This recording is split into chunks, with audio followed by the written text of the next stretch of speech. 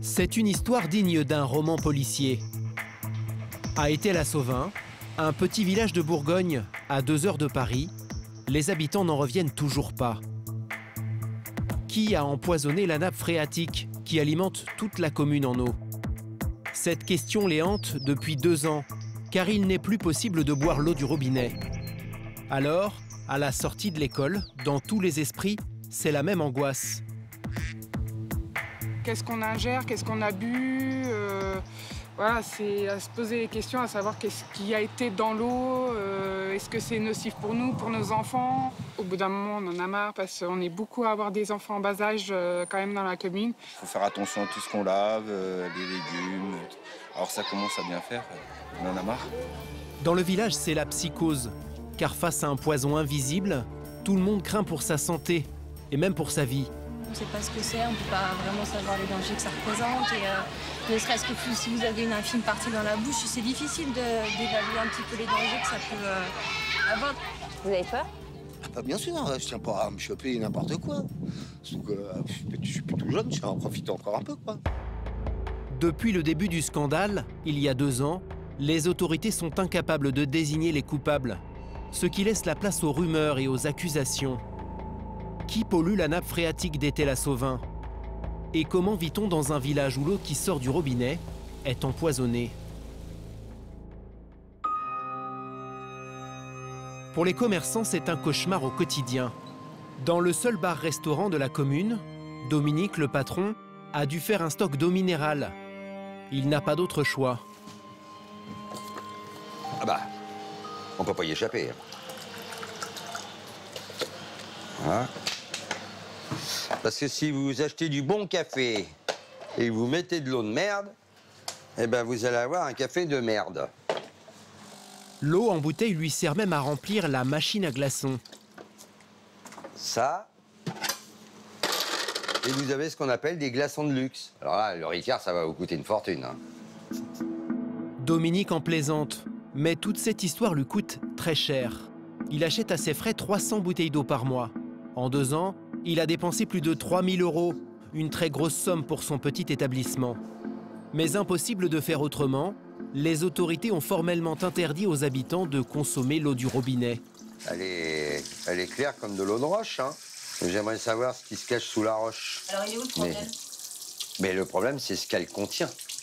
Il y a trop de pH, il y a trop de ceci, il y a trop de cela. Et voilà, bah, pour cuire les pommes de terre en vapeur, j'utilise toujours de l'eau de source. Et c'est comme ça pour tous ces plats. Tout est à l'eau. Maintenant, on va arroser à l'eau de source mes petits melons. Donc on perd rien là. Ah bah là, on perd rien. On n'a rien intérêt de perdre. Ça coûte de l'oseille, la flotte. L'eau va devenir plus chère que le pétrole si ça continue. Puis au moins, eux, ils vont être bio. Qu'y a-t-il exactement dans l'eau du village? Pour le savoir, nous sommes allés voir Rémi, un agriculteur de la commune qui cultive des céréales bio. Il s'est procuré les analyses réalisées sur l'eau courante. Il est atterré par la liste des polluants détectés. Il y a un produit là qui s'appelle chlorofascinone. Et ce produit-là, chlorofascinone, c'est un composant des produits à rats. Un produit pour tuer les rats. Il détruit leurs vaisseaux sanguins. Autant dire qu'il n'a pas vraiment sa place dans une eau bue par des centaines de personnes, surtout si elles sont fragiles. Les gens qui sont susceptibles d'avoir des problèmes cardiaques et tout, on leur donne des produits fluidifiants du sang, donc ça accentue... Le risque d'hémorragie. Voilà, c'est ça. Ou de crise cardiaque, ou de... Vous avez tous ces soucis-là au niveau de la circulation sanguine chez l'homme. Et il y a des gens qui sont beaucoup plus fragiles que d'autres, et voilà. Vous faites des AVC, vous avez les AVC, les crises cardiaques, tout ce qui suit, tout ce qui s'ensuit. Personne n'est décédé, mais au chapitre des horreurs, on a aussi détecté du méthazachlore, une molécule susceptible de provoquer le cancer. Elle atteint ici 4 fois la dose autorisée. Comment ces produits chimiques se sont-ils retrouvés en grande quantité dans l'eau du robinet? Le maire a sa petite idée. C'est en pleine campagne qu'il aurait identifié une cause possible de la contamination. L'origine du problème, il est là. Tout a commencé ici. Et voilà. À ses yeux, ce champ de la commune voisine serait l'un des coupables. Ou plutôt les pesticides qui sont épandus à sa surface. Ce sont eux qui pollueraient la nappe phréatique d'Étais-la-Sauvin. Le maire en est convaincu. Cet agriculteur sème des pesticides dans son champ, et il le fait en toute légalité. On ne peut pas lui interdire de mettre des pesticides dans son champ céréalier. Et cette eau qui abonde, qui vient donc des champs, qui s'écoule, passe sous la route carrément, et donc ensuite ça va s'écouler dans une entrée qui est un petit peu plus loin. À l'origine de cette contamination, il s'agirait d'un trou, à une dizaine de mètres du champ. Il donne directement sur la nappe phréatique qui alimente le village. Monsieur le maire est persuadé que l'eau de pluie polluée par les pesticides passe par là. L'élu a-t-il raison? Impossible d'en être sûr. Nous avons voulu rencontrer l'agriculteur qui exploite ce champ, sans succès. C'est finalement un membre de sa famille qui nous répond. On n'a pas à nous défendre, je veux dire, on est tout à fait en règle, donc on n'a rien à se reprocher, on n'a rien d'autre à dire. Pour le moment, aucune preuve ne permet d'accuser un agriculteur plutôt qu'un autre. La seule chose dont les autorités sont sûres, c'est que cette pollution provient des pesticides et que les agriculteurs les utilisent couramment. Dans le village, c'est un peu l'omerta qui règne. Même Rémi, le céréalier bio, n'est pas très à l'aise pour nous parler des pesticides au beau milieu de son champ lorsque des voitures passent à proximité. Bah, je me méfie. Vous avez la... Quoi? Hein? Méfiez de quoi? Eh bien parce qu'ils passent tous, ils vont tous passer. Ce qu'il redoute, c'est d'être mal vu par les autres agriculteurs s'il parle du problème de pollution de sa commune.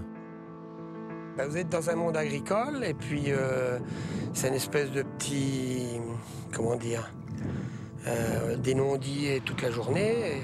On sait qui pollue, on sait que c'est les agriculteurs qui mettent les pesticides, les insecticides et tout. Et donc c'est compliqué de dénoncer ces gens-là. C'est quand même des gens dans la profession. Cela fait quelques années que Rémi ne se sert plus de pesticides. Mais la commune compte une trentaine d'agriculteurs qui continuent à en répandre. L'un d'entre eux a tout de même accepté de nous montrer les produits chimiques qu'il utilise. Emmanuel est éleveur de porcs et cultivateur de céréales. C'est là que sont stockés les produits phytosanitaires. C'est obligation, on doit avoir une armoire fermée, étanche, avec une ventilation. C'est la réglementation qui veut ça. Face à la crise, Emmanuel reconnaît que ces pesticides posent de sérieux problèmes. Mais pour lui, impossible de faire sans. On essaye de s'en passer le maximum. On peut utiliser des techniques de bio, l'agriculture bio, on leur pique des techniques. Ça ne marche pas à tous les coups. Moi, j'ai un cousin qui fait l'agriculture biologique, il sème du colza tous les ans, mais il récolte pas tous les ans. Parce que des fois, son colza est trop sale. Et il risque de récolter plus de mauvaises herbes que de colza. La Chambre d'agriculture et la préfecture ont lancé une étude pour déterminer les responsabilités précises. Les résultats ne seront pas connus avant janvier prochain. Dans l'urgence, en attendant d'y voir plus clair, le maire, Claude Macchia, a trouvé une solution temporaire. Cet été, il a fait raccorder son réseau d'eau à celui de la commune voisine. Surprise, l'eau qui arrive au robinet aujourd'hui serait donc désormais potable. Monsieur le maire tient à nous le prouver. J'en meurs d'envie. Et il n'a pas peur d'en rajouter. Alors, verdict? Un bon cru. Un très bon cru. Mais l'histoire ne s'arrête pas là. Comble de l'absurde, les habitants n'ont toujours pas le droit de boire cette eau. Cette fois-ci, c'est à cause du préfet. Nous l'avons sollicité et obtenu une réponse par mail. Même si l'eau est effectivement potable grâce au raccordement, la préfecture craint toujours une contamination à cause de la vétusté du réseau. Résultat, elle interdit toujours la consommation d'eau et demande à la mairie de nouveaux travaux. Les habitants n'y comprennent plus rien et ils sont excédés. Ils ont créé un collectif pour tenir les villageois informés. Dans ces réunions, C'est toujours la même question qui revient. Monsieur le maire, est-ce qu'on peut boire de l'eau à l'heure actuelle? On pourrait la boire, mais je ne peux pas dire officiellement, oui, buvez-la. Le patron, c'est le préfet, c'est pas moi. Non, mais c'est d'accord. Le préfet, lui, il ne peut pas prendre de risque avec un produit de consommation. Ce qui met les gens en colère, c'est que la mairie, qui distribuait gratuitement des bouteilles d'eau aux habitants, a décidé d'arrêter depuis le raccordement. Les familles doivent désormais se débrouiller seules. C'est le cas pour ce jeune couple du village. Mathis est sans emploi et Amandine aide à domicile. Qu'est-ce que vous faites là? On prend l'eau parce qu'on a besoin. On prend 4 packs qui vont durer à peu près 2 semaines. On est obligé de faire ça seul puisque depuis maintenant 3 mois qu'on n'est plus livré en eau, qu'on n'a plus d'avance d'eau de la mairie. Donc on est obligé de faire de nos propres moyens et de payer de notre poche pour avoir de l'eau potable. Cela fait environ 15 € de budget par mois, à leur charge. Mais ils ont surtout le sentiment d'être abandonnés. Ils n'ont plus du tout confiance dans l'eau de leur robinet. L'eau en bouteille, ils s'en servent pour boire et se brosser les dents. Mais ils se méfient. Aujourd'hui, lorsqu'Amandine donne le bain à sa petite fille, elle est très attentive. Car l'hiver dernier, la jeune femme avait découvert une eau visiblement polluée. Elle a même pris des photos ce jour-là.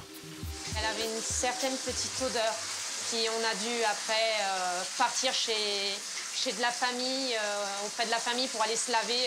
Toute une semaine, l'eau était marron, on ne pouvait rien faire. L'eau est redevenue claire et les habitants semblent presque sortis d'affaire. Mais le comble pour la jeune femme, c'est que tout au long de cette crise, la famille a dû payer son abonnement sans la moindre réduction. Je ne trouve pas normal qu'on puisse payer une eau qui est aussi sale que ça et aussi dangereuse pour toute la famille. Il est encore trop tôt pour mesurer les conséquences de cette eau contaminée sur la santé des habitants. Il faudra sans doute des années pour le savoir. Et le cas d'Étais-la-Sauvin n'est pas isolé. Rien que dans la région, 23 communes sont ainsi sous le coup d'une interdiction de consommer leur eau suite à une pollution.